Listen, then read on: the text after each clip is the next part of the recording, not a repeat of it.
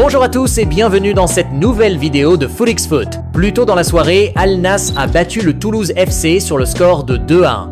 Les Saoudiens ont remporté ce match de préparation avec notamment un but de Cristiano Ronaldo. Et après ce succès, la vedette portugaise a publié un message pour le moins remarqué sur ses réseaux sociaux. La fin ne s'estompe jamais. Il reste du travail, et ce n'est que le début, a ainsi écrit l'ancien de Manchester United et du Real Madrid, déterminé à faire une grosse saison et enfin remporter la Saudi Pro League avec son club. Le Paris Saint-Germain s'offre un nouveau feuilleton, et il concerne les gardiens. Une vieille habitude pour les pensionnaires du Parc des Princes qui ont déjà vécu cela par le passé. Salvatore Sirigu, Kevin Trapp, Alphonse Areola, Gianluigi Buffon ou encore Keylor Navas ont été concernés par le passé. La saison dernière, Gianluigi Donnarumma a dû composer avec la concurrence de Matvei Safonov, qui lui a parfois été préféré par Luis Enrique. Mais au final, le portier italien, un temps déclassé, est resté numéro 1, se montrant même précieux lors des matchs décisifs, ce qui aurait pu peser au moment de discuter prolongation avec ses dirigeants. Sauf que ce dossier traîne en longueur ces derniers mois, et ce week-end, un nouveau cap a été franchi. En effet, les champions de France et d'Europe ont accéléré le mouvement afin de boucler la signature du Lillois Lucas Chevalier. Un accord verbal a d'ailleurs pratiquement été trouvé entre le PSG et le LOSC selon Foot Mercato. Dans le même temps, le nom de Donnarumma, qui ne s'est pas entendu concernant son salaire avec les Franciliens, a été cité du côté de Chelsea, Manchester United, Manchester City, Galatasaray, mais aussi de l'Arabie Saoudite. Mais il n'est pas exclu non plus que l'ancien joueur de l'AC Milan reste dans la capitale française. Ce qui ne serait pas forcément une bonne nouvelle puisqu'il serait en concurrence avec Chevalier, qui partirait avec une longueur d'avance.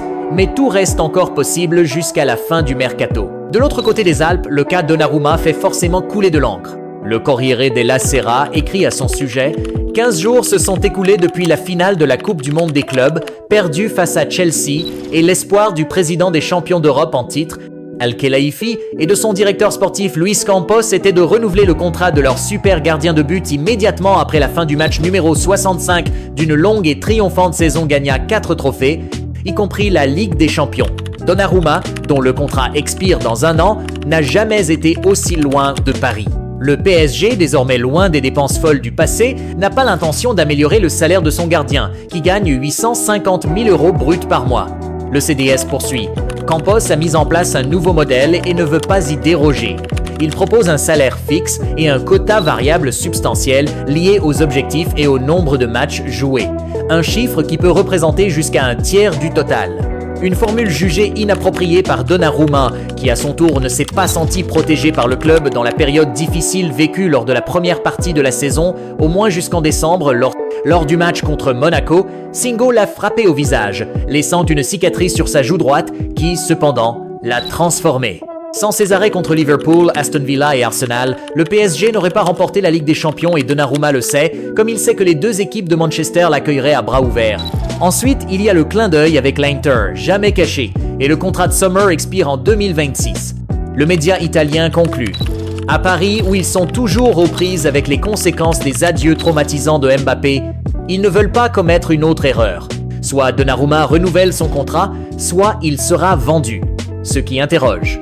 Journaliste pour Tuttosport, Michel Tossani nous confie « Je ne suis pas surpris de l'intérêt du PSG pour Chevalier, car Donnarumma est en fin de contrat.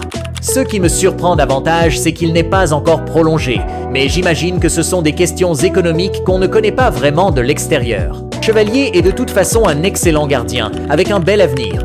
Donnarumma, lui, est l'un des meilleurs gardiens du monde, il peut jouer partout. En Angleterre, il est encore plus fort, comme on le voit à chaque fois qu'il y joue, en club ou en sélection. En Turquie, je ne pense pas qu'il irait. En Arabie Saoudite, j'espère qu'il n'ira pas, mais il serait quand même convoqué en équipe nationale. Pour Valentina Clemente, journaliste italienne qui a suivi le PSG durant plusieurs années, cette situation va être compliquée à gérer. Une cohabitation entre deux gardiens, on sait qu'à Paris ça ne marche pas.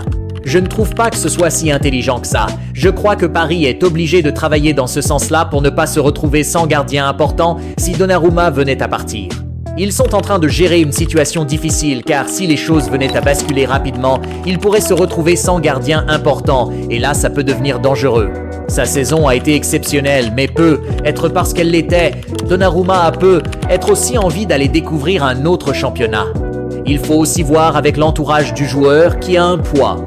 Mais si jamais le PSG reste avec 2 gardiens à gérer, ça peut être problématique. Mais il vaut mieux en avoir 2 très bons qu'aucun. Mais en cas de départ de Donnarumma, le choix est vite fait pour elle. Je ne comprendrais pas trop le choix d'aller à Galatasaray ou en Arabie Saoudite. Il reste le gardien de l'équipe nationale italienne et vu la situation de la sélection, il doit être dans un championnat qui compte, sans rien enlever à la Turquie ou l'Arabie Saoudite. Si jamais il doit faire un choix, il doit améliorer sa situation. Donc aller en Angleterre, pourquoi pas, et ça peut être une expérience importante vu le style de jeu là-bas. Ce serait un nouveau défi. Je ne pense pas qu'il reviendra en Italie. Mais ça serait bien, en partant de l'idée qu'il a franchi un cap à Paris, d'aller en Angleterre. Ce serait le meilleur choix. Il faut voir ce qui est disponible et à combien, car à mon avis tout ça se joue aussi sur le délicat équilibre entre sportif et financier. C'est déjà le cas à Paris, où son cas pose plus que jamais question. Depuis une semaine, Hugo Ekitike ne s'arrête pas. Le 23 juillet, le Français a officiellement rejoint les rangs de Liverpool après avoir paraphé un contrat jusqu'en 2030. Le tout pour un montant d'environ 90 millions d'euros. Dans la foulée, le désormais ex-joueur de l'Eintracht Francfort s'est envolé pour Hong Kong afin de rejoindre le staff et ses nouveaux coéquipiers lancés dans la tournée de pré-saison en Asie. Rapidement, Ekitike a fait la connaissance du groupe où il a pu compter sur le soutien de son compatriote tricolore Ibrahima Konaté. Il a aussi pu découvrir Arne Slot, qui a décidé de lui donner ses premières minutes ce mercredi à l'occasion du match amical face au Yokohama Marinos. Avant le coup d'envoi de la rencontre, le coach néerlandais a précisé que l'attaquant a bien travaillé à l'entraînement depuis son arrivée et qu'il jouerait au maximum 45 minutes. Et il a bien participé à toute la première période, lui qui était notamment épaulé par Mohamed Salah, Florian Wirtz et Cody Gakpo. Dès son premier ballon touché, Ekitike a d'ailleurs enthousiasmé le stade, selon le Daily Mail.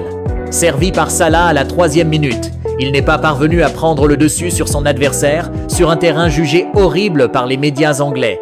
L'ancien joueur de Reims s'est surtout fait remarquer à la 25e minute. Ekitike a failli marquer son premier but pour Liverpool. Et quel but! Après une belle interaction entre Bradley et Salah sur le côté droit, le premier a centré vers Ekitike, qui dévie intelligemment et manque de peu de battre le gardien local au premier poteau, précise le Télégraphe. Ensuite, rien de spécial à signaler pour la dernière recrue du LFC, qui a été remplacée à la mi-temps par Darwin Nunez. Mais la presse anglaise n'a pas manqué d'analyser les premières minutes d'Ekitike au sein du club de la Mercy. Présent sur place, le Daily Mail a écrit à son sujet « Franchement, rien de remarquable en première période pour Hugo Ekitike pour sa première titularisation à Liverpool. Quelques belles touches de balle, mais le service laissait à désirer malgré la bonne performance de Florian Wirtz. Il est difficile de porter un jugement sur le nouvel homme de 90 millions d'euros sur la base de 45 minutes, mais il a au moins quelques minutes dans les jambes avec ses nouveaux coéquipiers. De son côté, le Liverpool Echo lui a donné la note de 6 avec les commentaires suivants. Il a bien reçu une passe de Salah en début de match et a essayé de se connecter avec ses coéquipiers attaquants, mais aucune chance réelle pour la nouvelle recrue lors de ses débuts non officiels. Le Daily Express a été un poil plus généreux puisqu'il lui a attribué un 7. Quelques moments forts pour ses débuts. Il a lancé une belle passe vers Bradley et a failli marquer d'une talonnade audacieuse, précise la publication britannique. L'Evening Standard a aussi été marqué par la grosse occasion du Français.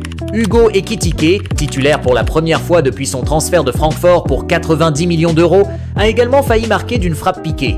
Les supporters, eux, sont divisés. Sur les réseaux sociaux, certains ont évoqué de super débuts de l'attaquant. D'autres attendaient mieux. 0 but, 0 passe décisive, 0 duel gagné sur 4, 43% de réussite. 90 millions d'euros bien dépensés, a lâché l'un d'eux sur X.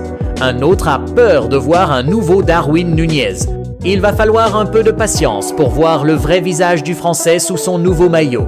Il aura certainement l'occasion de monter en puissance lors du prochain amical face à Bilbao le 4 août. C'est un dossier qui traîne et qui alimente la presse espagnole depuis de très longs mois maintenant. Sous contrat jusqu'en juin 2027 avec le Real Madrid, Vinicius Junior n'a pas encore prolongé.